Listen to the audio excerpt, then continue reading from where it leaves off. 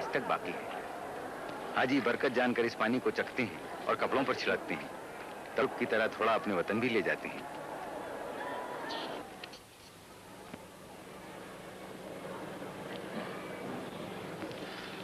غسل کعبہ کی رسم کے بعد عرب کے سلطان اور ان کے معزز ساتھی تشریف لے ہیں۔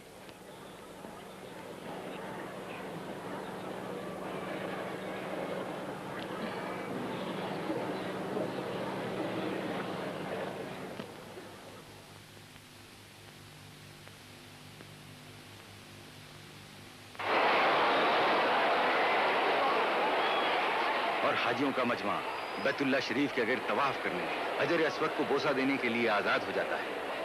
کعبے کا دروازہ اگرچہ غسل کے بعد چند منٹ کھلا رہتا ہے، لیکن ہر شخص پوری کوشش کرتا ہے کہ کسی نہ کسی طرح کعبہ شریف کے اندر پہنچے۔ اسی کوشش میں وقت ختم ہو جاتا ہے اور سیڑھی ہٹا لی جاتی ہے، دروازہ بند کر لیا جاتا ہے۔ اس وقت لگائے ہوئے نظر آتا ہے، دل میں حسرت لیے، آنکھوں میں آنسو لیے بیت الحرام کا طواف شروع ہو جاتا ہے، جیسے دل میں بس یہی ایک خیال ہو، دیدار کے پیاسے ہیں، دیدار کی حسرت ہے، ایک بار نہیں مولا 100 بار کی حسرت ہے۔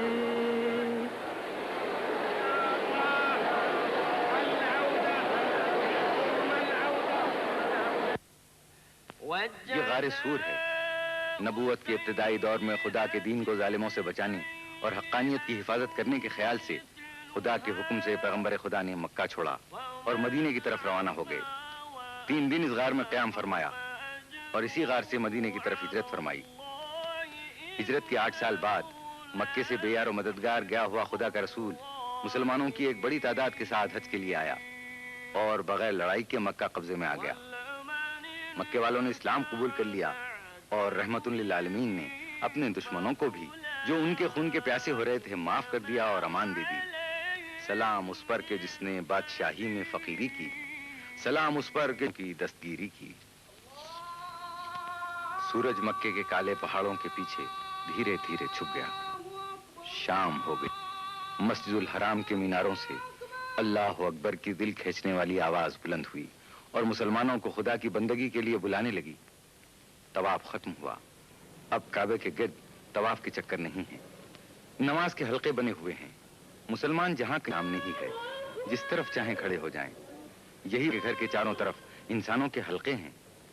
خدا نہ دکھائی دے سکتا ہے، نہ کسی جگہ محدود ہے، اس لیے اس کے نام سے منسوب مکان کی طرف بندوں کی پیشانیاں جھکتی ہیں۔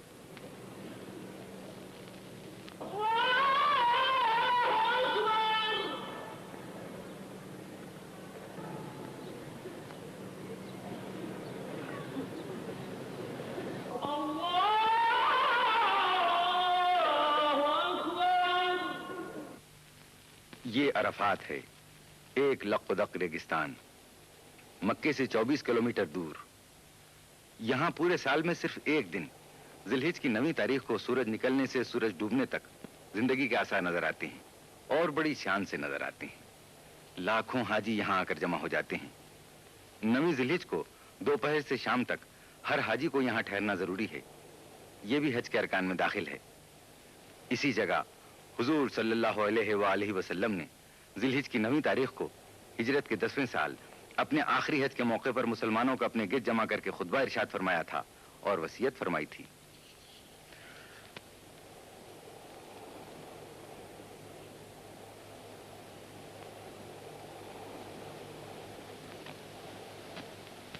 پختہ سڑکیں عرفات کے میدان تک جاتی ہیں۔ میدان کھرنجا لگی ہوئی گلیوں سے تقسیم کر دیا گیا ہے۔ یہاں مستقل طور پر پانی کا ایک ذخیرہ بنا دیا گیا ہے۔ ایک اسپتال کی عمارت اور مسجد بھی ہے جو میدان کی مناسبت سے بہت سادہ لیکن بہت خوبصورت ہے۔ خیمے لگنے شروع ہو گئے۔ سعودی عرب کی وزارت حج و اوقاف کچھ دن پہلے ہی سے حاجیوں کے آرام مہیا کر دیتی ہے۔ یہ خیمے حاجیوں کی تعداد کے لحاظ سے ہر ملک کے قافلے میں تقسیم کر دیے جاتے ہیں۔ خیموں کے درمیان پانی کے نل لگے ہوتے ہیں۔ عرفات کا میدان ان خیموں سے چھپ جاتا ہے۔ جہاں تک نظر جاتی ہے خیمے ہی خیمے نظر آتے ہیں۔ عرفات کا میدان میدان حشر کی یاد دلاتا ہے۔ जबल रहमत यानी रहमत का पहाड़, गर्मी की शिद्दत, धूप जिस्मों को जलाए देती है, लेकिन खुदा के बंदे जो उसकी रहमत के उम्मीदवार हैं, जबल रहमत पर आ जा रहे हैं। अराफात में और कोई खास फरीजा अदा करना नहीं होता। असल में यहाँ आना लाजिम इसलिए किया गया है कि तमाम दुनिया के मुसलमान जो हज के लिए आए एक जगह जमा हो जाएं, और इस तरह हर मुल्क के मुसलमान दूसरे मुल्कों के इस्लामी भाइयों के हालात से आगाह होते रहें।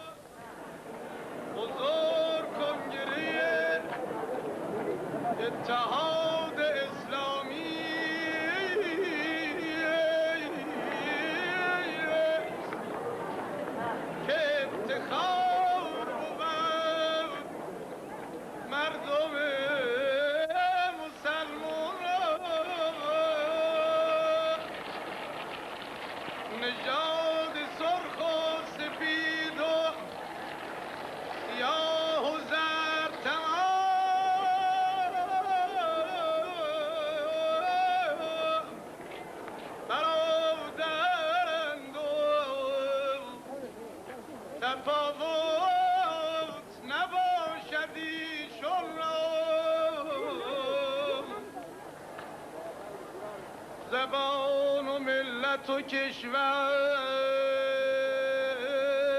نمی نماید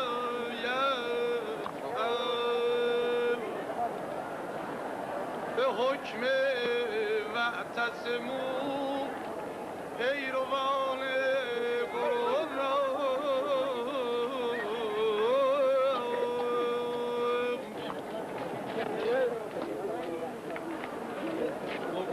دراتت به گوش دل گوید بهل به سانه تبعیض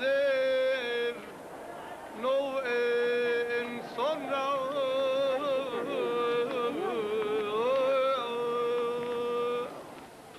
ظہر کا وقت ہے، دوپہر کے کھانے کا انتظام شروع ہو جاتا ہے۔ کچھ لوگ اپنے ہاتھ سے بھی پکا کر کھاتے ہیں۔ لاکھوں آدمیوں کا کھانا عرب کی گرمی اور دھوپ میں تیار کرنا آسان نہیں ہے، اسی لیے بہت عمدہ اور اعلیٰ قسم کی غذائیں تیار نہیں ہو سکتی۔ ڈاکٹر اور حکومت کے منتظمین برابر ہدایت کرتے رہتے ہیں کہ عرفات کے میدان میں سادی اور ہلکی غذا استعمال کی جائے تاکہ گرمی کی زیادتی سے ثقیل غذا تکلیف کا سبب نہ بن جائے۔ عرفات کے اس میدان میں صرف وہی حاجی نہیں ہیں جو دنیا کے دوسرے ملکوں سے آئے ہیں، بلکہ خود سعودی عرب کے بھی 10 لاکھ سے زیادہ حاجی موجود ہیں۔ عرفات کا اجتماع دنیا کا بہت ہی بڑا انسانی اجتماع ہے۔ دنیا بھر میں کوئی ایسی مذہبی یا غیر مذہبی رسم نہیں دکھائی دیتی جس میں ایک ہی وقت میں ایک ہی مقام پر اس قدر آدمی جمع ہو جاتے ہیں۔ عرفات کے اجتماع کو سالانہ اسلامی کانفرنس بھی کہہ سکتے ہیں، جس میں ہر ملک کا مسلمان دوسرے ملکوں کے مسلمان بھائیوں سے ملے اور تبادلہ خیال کرے اور اپنے دین کے اس وقار کو محسوس کرے کہ دنیا کے کتنے دور دراز گوشوں میں پھیلا ہوا ہے۔ آج کے دن ہر زائر حرم کے دل میں 9 ذی الحجہ سن 10 ہجری کی یاد تازہ ہوئی ہے۔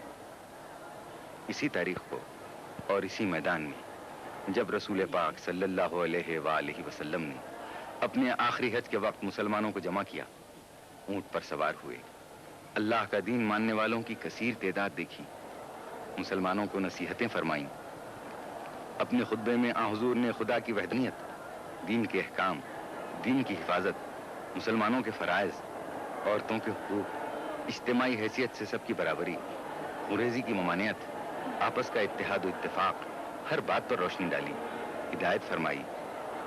یہی وہ باتیں ہیں جو اسلامی احکام میں سب سے زیادہ خصوصیت رکھتی ہیں۔ یہی حضرت نے ایمان والوں سے ان خدائی احکام پر سچے دل سے عمل کرنے کی بیعت کی، یعنی ہاتھ پر ہاتھ رکھ کر پکا وعدہ لیا۔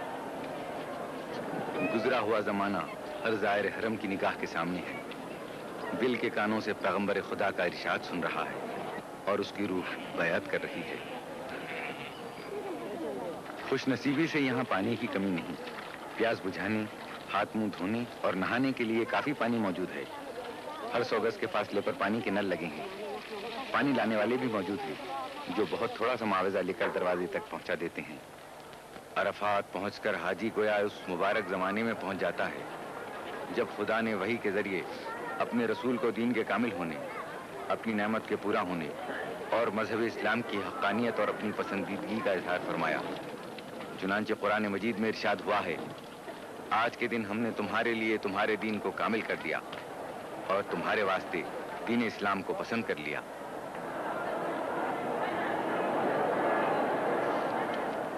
ظہر کے بعد سب حاجی اپنے اپنے خیموں میں آ گئے ہیں۔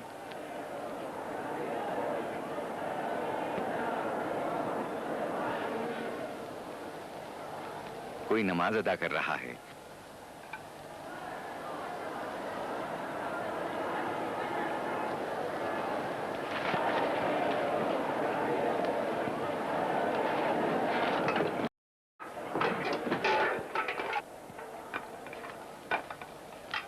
پلیٹیں سجائی گئیں، کھانا تیار ہو گیا، دیگوں سے نکالا جانے لگا۔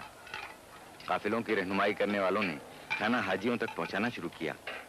یہ لوگ اپنے کام میں بہت ہوشیار ہوتے ہیں، برسوں سے یہی خدمت انجام دے رہے ہیں۔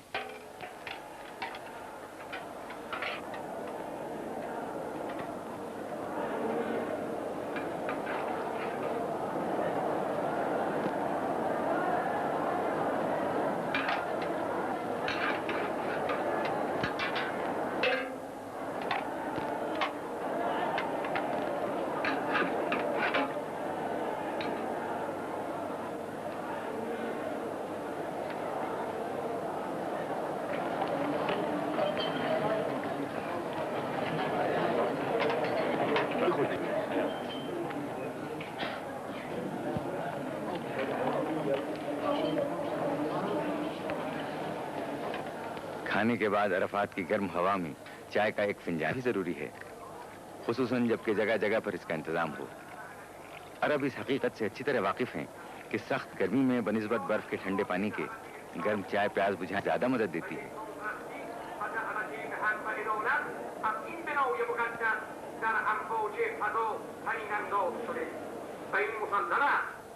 بعض قافلے اپنے ساتھ اپنے واعظوں اور خطیبوں کو بھی لائے ہیں۔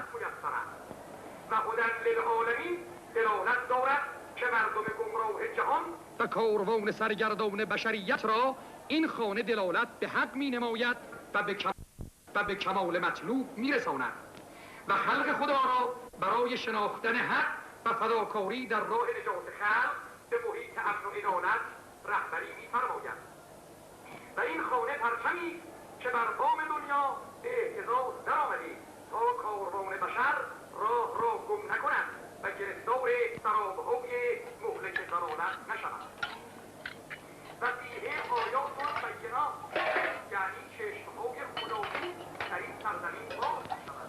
خیموں کے باہر واعظ اور خطبوں کا سلسلہ جاری ہے۔ حج کی تاریخ اور اس کے فائدے بیان ہو رہے ہیں، لیکن اس وقت بھی بہتر حاجی جبل الرحمت پر جانے کو ترجیح دیتے ہیں۔ سے پہر کا وقت گزرا، شام قریب آنے لگی۔ حاجیوں کے دستے عرفات سے مشعر الحرام کی طرف جانے شروع ہو گئے۔ یکے بعد دیگرے گاڑیاں روانہ ہونے لگیں۔ کاروان شوق ایک منزل سے دوسری منزل کی طرف رواں دواں ہیں۔ سامان سمیٹا جانے لگا، دریاں، قالین اور فرش لپیٹے جانے لگے۔ خیمے بھی اکھاڑ لیے جائیں گے اور 1 ہی 2 گھنٹے کے بعد اس میدان میں پھر ہمیشہ کی طرح خاموشی اور ویرانی چھا جائے گی اور صرف ہوا خاک اڑانے کو رہ جائے گی۔ ایسی خاک جس کے لیے مدتوں مسلمان اپنے اپنے وطن میں منہ پر ملنے کے لیے تڑپتے رہتے ہیں، اور کئی تو بغیر اس پاک جلوے کو دیکھے ہی دنیا سے کوچ کر جاتے ہیں۔ یوں تو نگاہ شوق نے کیا کیا نہیں دیکھا، جلوہ جو دیکھنا تھا وہ جلوہ نہیں دیکھا۔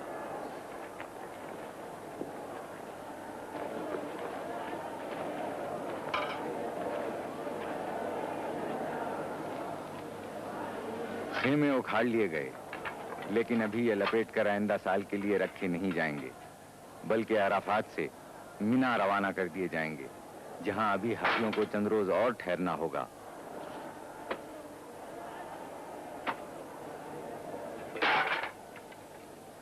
عرفات اور مشعر الحرام کے درمیان تقریباً 10 میل سے زیادہ فاصلہ نہیں، لیکن بھیڑ کی وجہ سے راستہ نہیں ملتا۔ موٹروں کو اتنا سا فاصلہ طے کرنے میں 3 گھنٹے لگ جاتے ہیں۔ اس لیے بعض حاجی پیدل چلنے کو بہتر سمجھتے ہیں، کیونکہ پیدل آدمی آسانی سے راستہ نکال سکتا ہے۔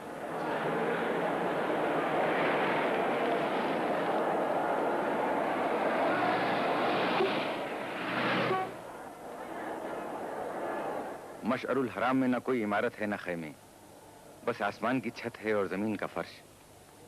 हाजियों को यहाँ एक रात गुजारनी पड़ती है।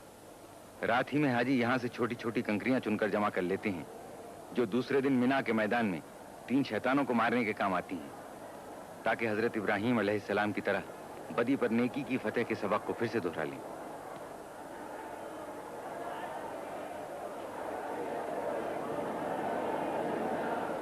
थोड़े से हाजी रास्तों की भीड़ से बचने के लिए अरफात ही में ठहर गए हैं। ये रात का खाना भी यहीं खाएंगे। आधी रात के बाद ये लोग अरफात से रवाना होंगे।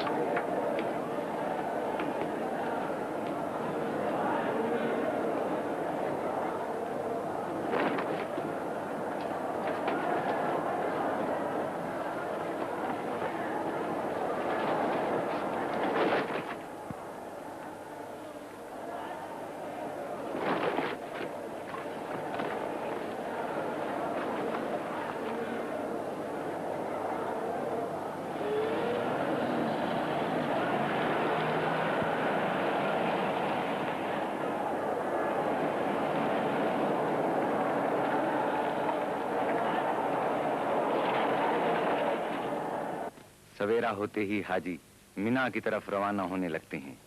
ये रसूम हज तहारत दिलो दिमाग के लिए ज़रूरी हैं। मुख्तलिफ मकामात पर जाकर अरकान मुकर्ररा की तकमील करना हकीकत में नेकी, पाकीज़गी और वहदानियत का सबक है।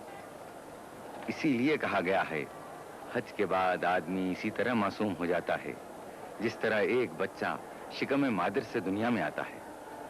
ये कारवां है रवां मंजिले मिना की तरफ, ये कारवां है रवां मंजिले मिना की तरफ, करेंगे जिस जगह तजदीद रस्म इब्राहीम, ये कारवां है रवां मंजिले मिना की तरफ, बेकार खैर से लरज़ां रहे शरे इब्लीस, के है यही शह खैरुल अनाम की तालीम, ये कारवां है रवां मंजिले मिना की तरफ।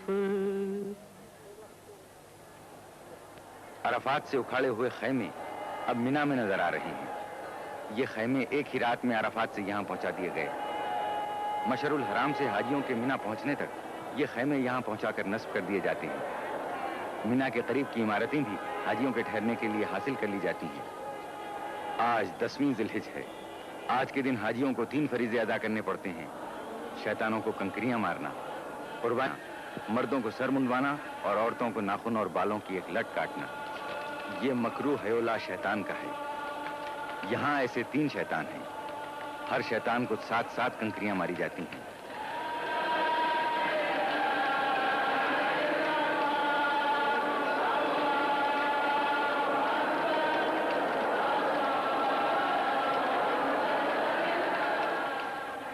आज की ज्यादातर कंकरियां सबसे पिछले शैतान पर पड़ती हैं।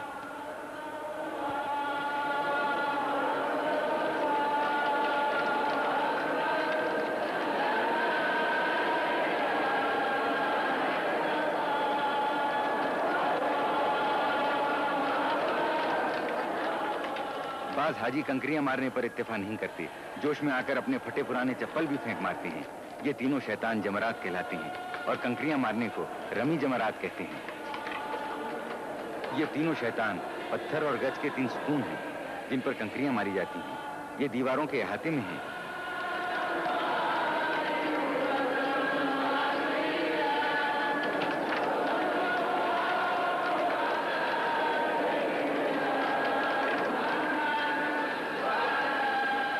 बाज بعض حاجی اپنے معلم یعنی رہبر سے کنکریاں مارنے کا طریقہ پوچھتے ہیں تاکہ نشانہ خالی نہ جائے اور فریضہ پورا ہو.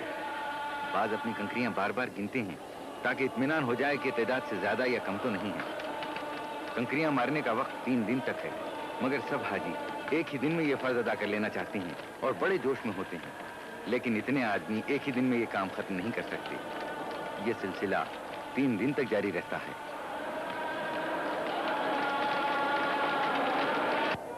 10ویں ذی الحجہ کو حاجی کے لیے مینا میں قربانی کرنا واجب ہے. 1 اونٹ یا 1 دمبا یا 1 مینڈھا یا کم سے کم 1 بھیڑ. اگر 1 سے زیادہ جانوروں کی قربانی کریں تو اور بہتر ہے. صاحب حیثیت اکثر 1 سے زیادہ قربانی کرتے ہیں. اگر حج کے زمانے میں کوئی ایسی لغزش ہو گئی ہو جو حج میں منع ہے تو اس کے لیے ایک قربانی الگ کفارے کے طور پر کرنی پڑتی ہے.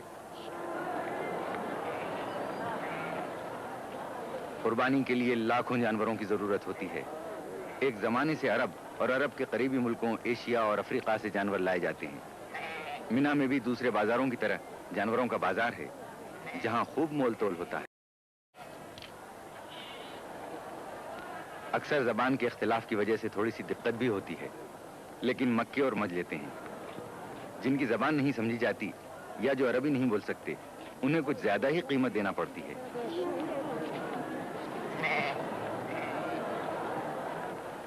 قربانی کا فرض ادا ہونا شروع ہو گیا. یہ قربانی حج کی قربانی ہے. عید قربان اس کے علاوہ ہے. جو لوگ خود ذبح نہیں کر سکتے ان کی طرف سے قصاب ذبح کر دیتے ہیں. قربانی دینے والے صرف ہاتھ لگا دیتے ہیں. ہر سیکنڈ قربانی کیے ہوئے جانوروں کی تعداد بڑھتی جاتی ہے اور جگہ کی تنگی ہوتی ہے. اس لیے بڑی بڑی خندقوں میں قربانی کیے ہوئے جانوروں کو بھرتے جاتے ہیں جو پہلے سے کھود کے تیار رکھی جاتی ہیں. جو حاجی قربانی کر چکتا ہے وہ فوراً ہی اپنی جگہ دوسرے کے لیے چھوڑ دیتا ہے. چھوٹے جانوروں کے علاوہ اونٹ کی بھی قربانی دی جاتی ہے. بلڈوزروں کے ذریعے خندقوں کو دبا کر برابر کر دیتے ہیں تاکہ ہوا خراب نہ ہو. قربانی حضرت ابراہیم کی یادگار ہے اور اللہ نے اس واقعے کو تاریخی اہمیت دے دی. مسلمانوں پر اس کو اس لیے فرض کر دیا کہ ایسی بے لوث بے غرض محبت پیدا کر لیں جس میں رتی برابر شبہ نہ ہو.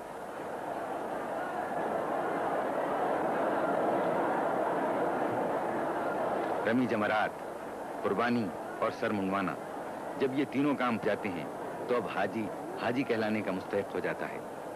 حج کے باقی اعمال میں صرف اتنا اور باقی رہ جاتا ہے کہ مینا سے روانگی سے پہلے دوبارہ رمی جمرات کرے، پھر مکہ واپس جا کر کعبے کے گرد 7 بار طواف کرے اور صفا اور مروہ کے درمیان صحیح کرے. مبارک تم کو تکمیل رسوم اولی کرنا، مبارک تم کو تعمیل الہ العالمین کرنا. خدایا ہر مسلمان کو یہ روزے باسعادت دے، دیا شوق زیارت سب کو توفیق زیارت دے.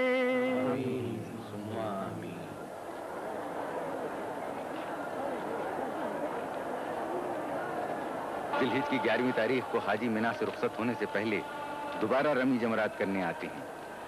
آج تینوں ستونوں پر 7 کنکریاں مارنا واجب ہے، اس ترتیب سے کہ پچھلے شیطان پر، پھر پہلے پر اور آخر میں درمیانی پر.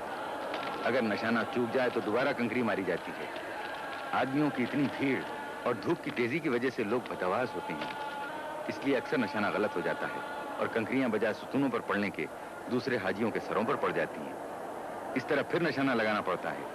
یہ کنکریاں بھی پہلے ہی مشعر الحرام سے چن کر جمع کر لی جاتی ہیں. یہ تینوں ستون ان 3 مقامات کے نشان ہیں جہاں جہاں شیطان نے حضرت ابراہیم خلیل اللہ کو بہکانے کی کوشش کی. انہوں نے اس مردود کے 7 کنکریاں ماری جس سے وہ ملعون زمین میں دھنس کے رہ گیا. اسی طرح 3 بار ابراہیم علیہ السلام نے 7 حاجیوں کا 7 کنکریاں مارنا حضرت ابراہیم کی یادگار ہے تاکہ ہر حاجی کو یہ یاد رہے کہ شیطان کے بہکاوے میں کہیں نہ پھنس جانا اور راہ رات سے نہ بھٹک جانا. حاجیوں کا قیام 3 روز تک مینا میں رہتا ہے. ان دنوں میں مقامی بازار کی رونق بہت زیادہ بڑھ جاتی ہے. بازار بین الاقوامی نمائش نظر آنے لگتا ہے. دنیا کے ہر ملک کا خاص اور عمدہ مال یہاں مل سکتا ہے. مقامی دکانداروں کے ساتھ دنیا کے دوسرے ملکوں کے تاجر بھی ہوتے ہیں جو حج کرنے آتے ہیں اور اپنے ملک کی خاص چیزیں بھی ساتھ لاتے ہیں۔ انسانوں کا ایک سمندر ہے، ان کے سر یوں نظر آ رہے ہیں کہ جیسے سمندر میں طوفانی موجیں اٹھ رہی ہوں۔ عورتوں اور بوڑھوں کو ایسی حالت میں بڑی دشواری کا سامنا کرنا پڑتا ہے، لیکن اللہ کی خوشنودی کا خیال بازوؤں میں جوش پیدا کر دیتا ہے۔ عقیدے کی پختگی ہر مشکل کو آسان کر دیتی ہے۔ آپ کو اس مجمع میں ہر ملک، ہر رنگ، ہر صنف اور ہر عمر کے لوگ نظر آئیں گے۔ مرد، عورت، بوڑھے، جوان، گورے، سانولے، زرد اور سیاہ فام۔ مینا کا میدان ایک چلتا پھرتا چمن سا نظر آتا ہے جس میں ہر رنگ کا پھول ہو، ہر چیز جدا جدا، مگر جس طرح وہ کام ایک کر رہے ہیں اس طرح ان کے دلوں میں بھی ایک نور ایمانی ہے، ایک حالت اور ایک خیال دل میں لیے ہوئے۔ اللہ اکبر، اللہ اکبر، لا الہ الا اللہ، اللہ اکبر۔ اے خدا تو عظیم ہے، تو واحد ہے، تو بڑا ہے۔ پچھلی خطاؤں کو درگزر کر آئندہ نیک رہنے کی توفیق عطا فرما، کیونکہ تیری رحمت بے پایاں ہے۔ رحمت پر تیری میرے گناہوں کو ناز ہے۔ بندہ ہوں، جانتا ہوں تو بندہ نواز ہے۔ رمی جمرات کے لیے ہر شخص دوسرے سے آگے بڑھ جانا چاہتا ہے۔ اس طرح جوش میں آنا اور شیطانوں کو کنکریاں مارنا عجیب نظارہ پیش کرتا ہے۔ مینا میں حاجیوں کے ٹھہرنے کا مسئلہ اب بھی توجہ کرنے کے قابل ہے۔ تمام خیمے اور وہ عمارتیں جو حاصل کر لی جاتی ہیں ان میں بھی ایک کی جگہ کئی مجبوراً ٹھہرایا جاتا ہے، پھر بھی ایک بڑی تعداد یوں ہی رہ جاتی ہے۔ مینا میں یہ ہے مسجد خیف، یہ اتنی ہی قدیم ہے جتنا دین اسلام۔ حضور سرور عالم نے اپنے صحابیوں کے ساتھ کئی بار اس مسجد میں نماز جماعت ادا فرمائی ہے۔ مسجد کا صحن کافی بڑا ہے جس کی لمبائی 100 میٹر اور چوڑائی 90 میٹر ہے۔ مسجد کے صحن میں ایک گنبد ہے جس کے متعلق کہا جاتا ہے کہ یہ حضرت کے ٹھہرنے کا حجرہ تھا جس میں حضرت نے تہجد کی نماز ادا فرمائی تھی۔ جرے کونین کے پڑے ہیں قدم، نہیں وہ خاک کے ذرہ شر کی عظمت کے، یہ سب امین ہیں میراث آدمیت کے۔ نلوں میں پینے کا پانی زیادہ تر باولیوں سے حاصل کیا جاتا ہے۔ باولیاں ایرانی طرز کی اور سینکڑوں سال پرانی ہیں۔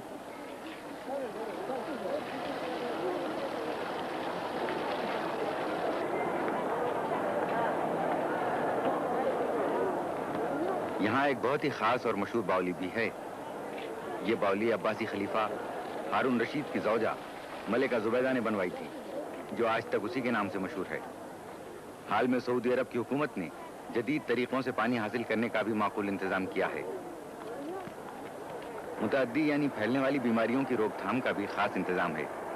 سعودی حکومت کی وزارت صحت کی طرف سے ایک کیمپ قائم کر دیا جاتا ہے۔ اس محکمہ کے لوگ دن میں کئی بار آ کر تمام دکانوں میں، خیموں میں، عمارتوں اور مکانوں میں دوا چھڑک جاتے ہیں۔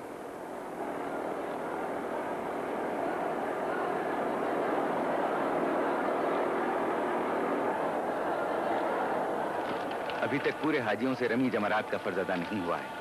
دیکھیے تو کس جوش و خروش سے حاجی تینوں شیطانوں کو کنکریاں مار رہے ہیں۔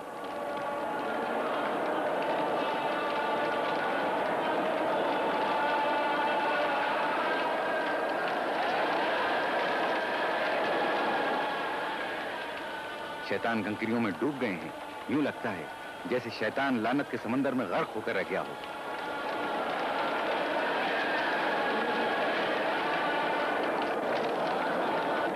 مینا کے سب اعمال بجا لانے کے بعد حاجی بیت اللہ شریف کی طرف لوٹ رہے ہیں تاکہ خانہ خدا کا رخصتی طواف کر لیں اور جو نمازیں خاص طور پر مقرر ہیں انہیں ادا کر لیں۔ مینا سے مکہ شریف 12 کلومیٹر دور ہے۔ اس مقدس ترین اور پاک مقام پر خاص لطف آتا ہے۔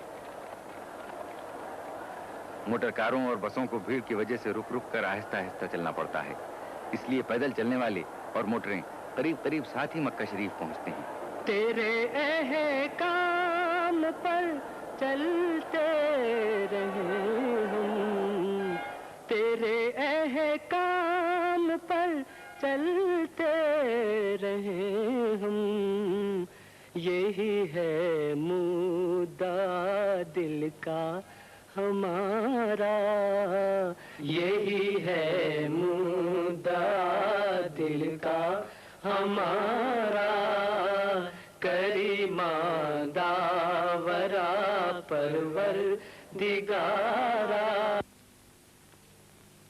ہم ایک بار پھر مسجد الحرام کے درمیان کعبہ معظم کی زیارت کے لیے حاضر ہوئے.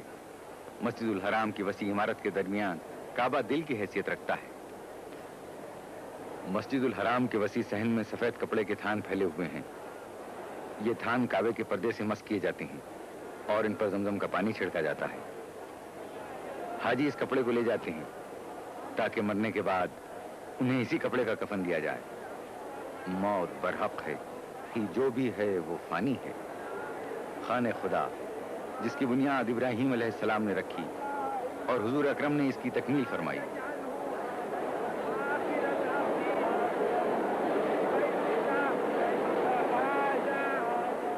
مسجد الحرام کے صحن میں بہت اعلیٰ درجے کے قیمتی سنگ مرمر کا شاندار منبر ہے جو ترکی کے عثمانی سلاطین کا بنایا ہوا ہے. اور یہ ہے مقام ابراہیم. کہتے ہیں کہ وہ پتھر جس پر حضرت ابراہیم خلیل اللہ نے کھڑے ہو کر اپنے ہاتھ سے کعبے کی دیوار بنائی تھی یہی موجود ہے.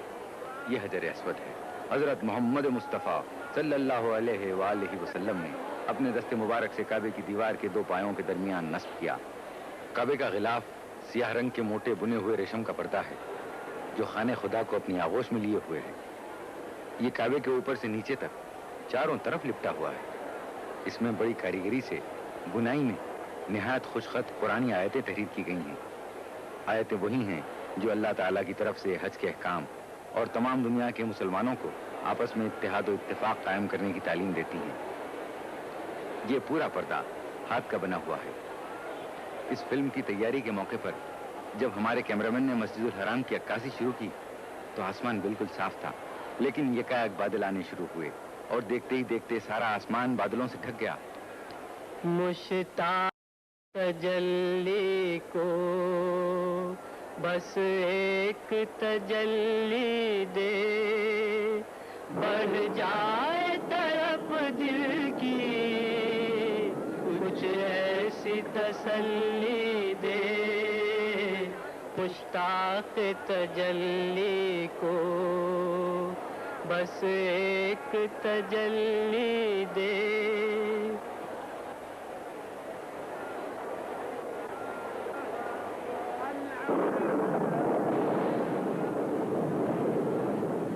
ٹھیک اسی وقت جبکہ مسجد الحرام کے دالانوں میں حاجیوں کی صفیں قائم ہو گئیں اور تکبیر کی آواز بلند ہوئی، خدا کی رحمت نازل ہونا شروع ہو گئی. پہلا قطرہ گرا، یہ بھی خدا کی مرضی تھی. جو لوگ مسجد الحرام کے صحن میں تھے اور کعبہ شریف کا طواف کر رہے تھے وہ بھی نماز کی صفوں میں شامل ہو گئے اور عصر کی نماز شروع ہو گئی.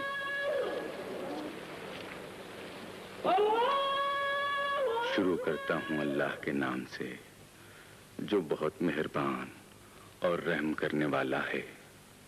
تمام تعریف اس کے لیے ہے جو سب جہانوں کا پروردگار ہے، مہربان ہے اور رحم کرنے والا ہے، قیامت کے دن کا مالک ہے. ہم تیری ہی عبادت کرتے ہیں اور تجھی سے مدد مانگتے ہیں. ہم کو سیدھے راستے کی ہدایت فرما، ان کا راستہ جن پر تم نے اپنی نعمتیں نازل کی، ان کا راستہ نہیں جن پر تیرا غضب ہوا اور جو بھٹک گئے. شروع کرتا ہوں اللہ کے نام سے جو بڑا مہربان اور رحم کرنے والا ہے. کہہ کہ اللہ ایک اور صرف ایک ہے. اللہ بے نیاز ہے، نہ وہ کسی سے پیدا ہوا اور نہ اس سے کوئی پیدا ہوا. ہرگز کوئی اس کا سا نہیں، وہ اپنی شان اور حیثیت میں اکیلا ہے. جیسے ہی نماز ختم ہوئی بارش بھی تھم گئی، بادل چھٹ گئے. پانی کے قطرے کعبہ شریف کے پرنالے سے اب بھی گر رہے تھے. سورج کی روشنی میں زیادہ چمک آ گئی، گویا ان لوگوں کی پاکیزہ دلوں کی روشنی نظر آنے لگی جو حرم خدا کے کبوتروں کی طرح بھولے والے سلو آشتی کا نمونہ بنے ہوئے اپنے پروردگار کا حکم پورا کرنے کے لیے دور دراز ملکوں سے آ کر جمع ہو گئے ہیں.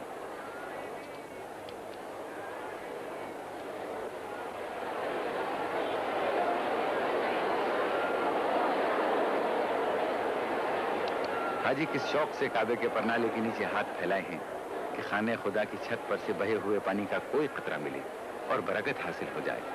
ایسا شاندار نظارہ شاید ہی کبھی کسی کو دیکھنا نصیب ہوتا ہے۔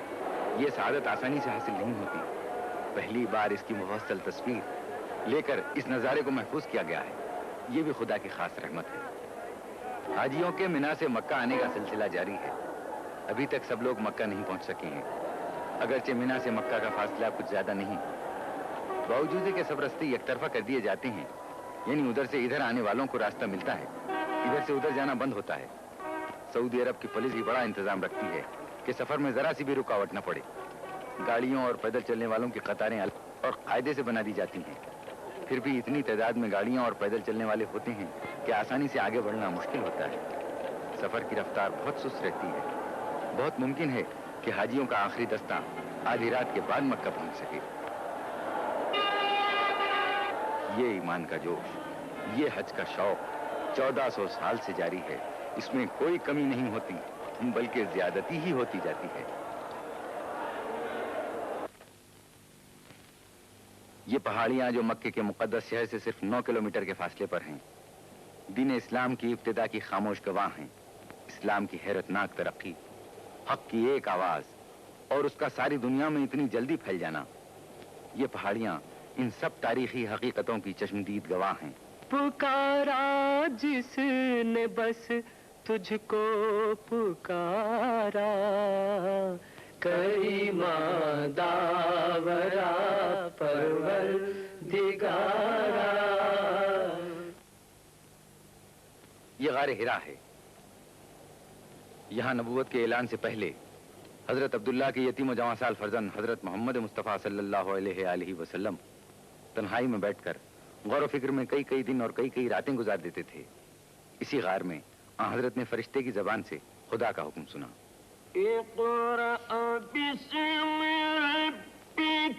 پڑھو اپنے پالنے والے کے نام سے جو سب سے عظیم ہے۔ سب کچھ پیدا کیا، انسان کو جمے ہوئے خون سے پیدا کر دیا۔ یہ نبوت کے ظاہر کر دینے کا حکم تھا۔ آج 1400 سال کے بعد بھی جب حاجی حج کا فریضہ ادا کرنے مکہ آتے ہیں تو اس غار کی زیارت کو بھی آتے ہیں، جس کے دل میں پیغمبر اسلام کے قدموں کے نشان چھپے ہوئے ہیں اور جس کے ذروں میں اس جسم پاک کی خوشبو بسی ہوئی ہے۔ دل کے کانوں سے اسی وحی کی آواز سنتے ہیں، انہیں وہ نعرہ سنائی دینے لگتا ہے جس نے مردہ دلوں میں نئی زندگی کی لہر دوڑا دی تھی۔ غار ہرا پہاڑ میں ہے جو مکے سے قریب 5 میل کے فاصلے پر شمال میں ہے۔ راستہ پتھریلا اور دشوار گزار ہے۔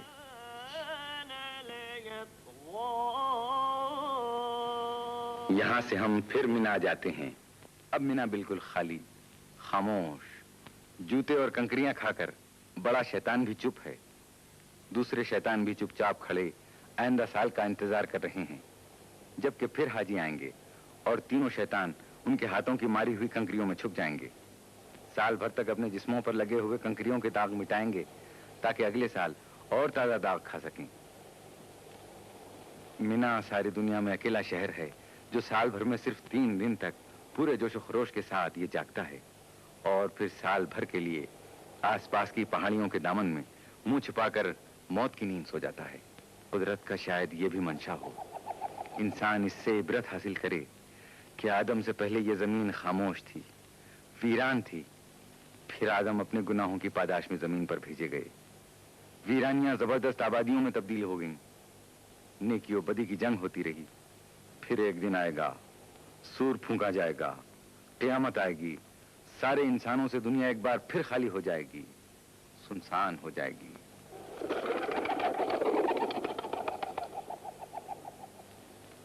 یہ کبوتر بھی کسی زندہ مقام کی طرف اڑ کر جا رہے ہیں۔ گھر خالی، کام کرنے کی مشینیں جیسے مردہ، مساجد چپ۔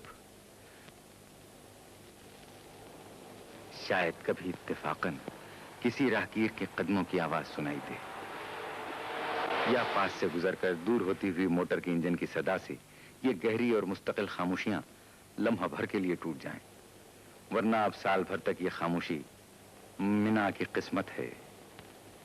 ہے سارے جہاں سے نرالا، یہ منظر ہے سارے جہاں سے نرالا، حقیقت کو دیکھے کوئی آنکھ والا، عرب اور عجم ہے سبھی ایک صف میں، نہ آقا نہ خادم نہ گورا نہ کالا، نہ آقا نہ خادم نہ گورا نہ کالا، نہ فخر امارت نہ شرم غریبی، نہیں کوئی معیار ادنا و اعلیٰ، نہیں کوئی معیار ادنا و اعلیٰ۔